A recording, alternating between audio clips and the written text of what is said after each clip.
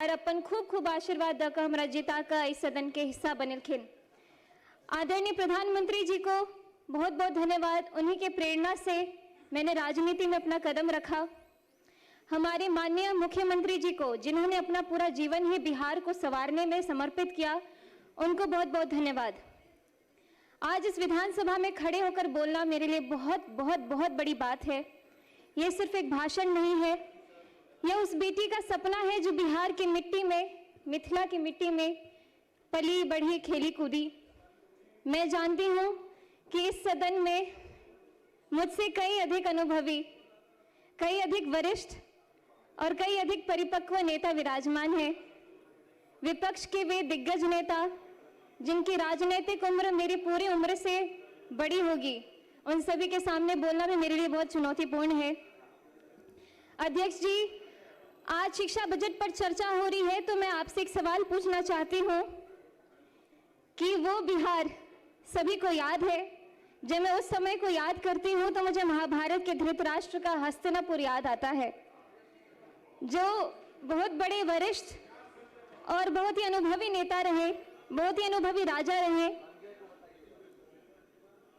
लेकिन वो अंधे थे। और उससे भी बड़ी बात है कि वो देखना भी नहीं चाहते थे, क्योंकि उन्हें हस्तिनापुर की चिंता नहीं बल्कि दुर्योधन की चिंता लगी रहती थी।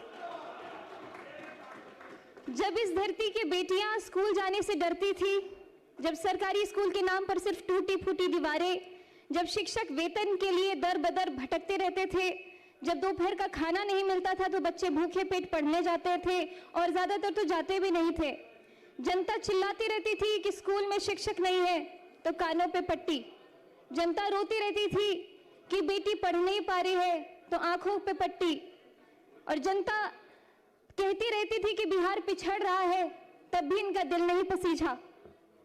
बिहार में 2005 से पहले ऐसा ही अंधेरा था। स्कूल में ताले, पढ़ाई लिखाई नहीं, बजट आता था लेकिन बच्चों तक पहुंचता नहीं था, रिपोर्ट में विद्यालय थे लेकिन जमीन पर घास उगती रहती थी। और हमारे विपक्ष के माननीय साथी जो आज बड़े गंभीर मुद्रा में यहाँ बैठे हुए हैं, आप सभी इस दौर के साक्षी रहे हैं और ये भी कह सकती हूँ कि आप सहयोगी भी रहे हैं, लेकिन हम उन्हें दोष नहीं देते हैं। हम तो बस इतना कहना चाहते हैं कि जो बीत गई सो बात गई, लेकिन इतिहास गवाह है। भले ही बिहार की भोली भाली जनता वो दौर भूल जाए, लेकिन इतिहास कभी नहीं भूल सकती है, ना ही वो कभी माफ करेगी। 2005 में एक नवोदय हुआ, नया सूरज उगा। माननीय उपाध्यक्ष महोदय जी, 2005 में बिहार की जनता ने एक ऐतिहासिक फैसला किया और उस फैसले का नाम था नीतीश कुमार। महाभारत में जब युधिष्ठिर राजगद्दी पर बैठे तो उनके राज में धर्म की स्थापना हुई, न्याय आया और प्रजा सुखी हुई। ठीक उसी तरह जब नीतीश कुमार जी ने बिहार की बागडोर संभाली तो यहाँ सुशासन आया। जब मैं यहाँ इस विधानसभा में खड़ी हूँ तो मेरे मन में एक श्लोक गूंज रहा है, तमसो माँ ज्योतिर्गमय, अर्थात अंधकार से मुझे प्रकाश की ओर ले चलो। यही बिहार रहा है, अंधकार से प्रकाश की ओर, भय से आत्मविश्वास की ओर, अपमान से सम्मान की ओर और जंगल राज से सुशासन की ओर। उपाध्यक्ष जी, नीतीश कुमार जी ने एक ऐसी योजना शुरू की जिसने पूरे देश को चौंका दिया, मुख्यमंत्री साइकिल योजना, जिसके बारे में सभी ने बात की है। और मैं खासकर इसलिए बोलना चाहती हूँ कि मेरी आंखों देखी कहानी है। मेरे खुद के गांव में, जहां स्कूल के नाम पे कोई बात ही नहीं होती थी, और एकाएक साइकिल योजना जब शुरू हुई तो मेरे गांव के अड़ोस पड़ोस की सभी दीदियों ने स्कूल जाना शुरू कर दिया। विपक्ष के लोग तो इस योजना का मजाक भी उड़ाते थे, लेकिन आज वही योजना पूरे देश के लिए एक मॉडल है। सुनने में सरल लगती है, लेकिन इस साइकिल ने क्या किया ये जरा सोचिए। आपको वक्त देंगे इनके भाषण के बाद। बिहार के गांव में एक बाप था जो सोचता था कि बेटी को हम दूर दराज कैसे भेजे, स्कूल कैसे भेजे, रास्ता बहुत लंबा है, खतरा है, पैसे नहीं है। उस बाप की चिंता को नीतीश कुमार जी ने समझा और बेटी के हाथ में साइकिल थमा दी। और उस साइकिल पर पहियों ने सिर्फ सड़क नहीं नापी, उन्होंने लाखों बेटियों का भविष्य नापा।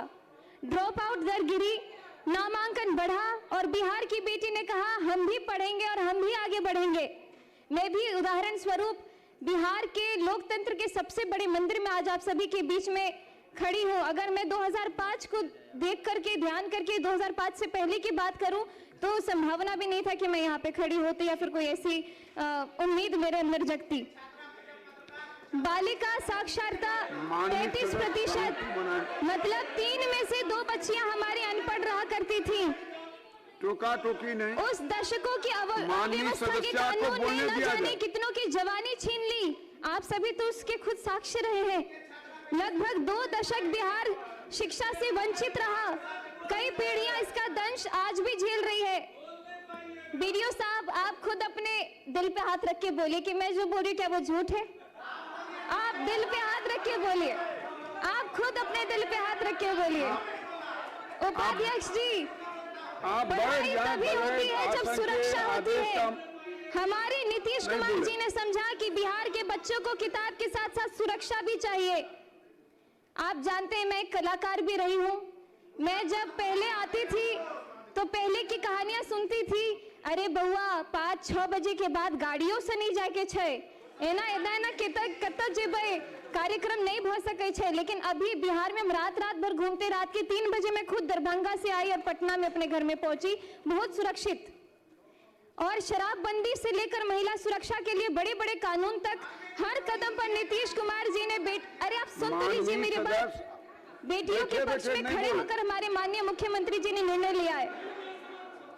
और आज जब मैं बिहार के सबसे युवा विधायकों में से एक इस सदन में खड़ी होकर के बोल रही हूँ तो न जाने आपको क्यों इतनी दिक्कत हो रही है। माननीय उपाध्यक्ष महोदय जी, अब आते हम आज के बजट पर, और मैं यहाँ में बात करूंगी इस डबल इंजन की जिसने बिहार की शिक्षा को नई ऊंचाइयों तक पहुंचाया है। अपना भाषण कंक्लूड करें।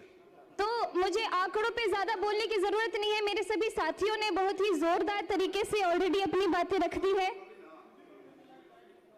लेकिन मैं अपने क्षेत्र की कुछ जो स्कूल है उसके ऊपर ध्यान देना चाहूंगी, क्योंकि हमारे क्षेत्र के जितने भवन बने हैं स्कूल में, अब तो तेजी से इतने सारे स्टूडेंट्स रोल इन कर रहे हैं कि हमारे लिए भवन की भी कमी हो रही है।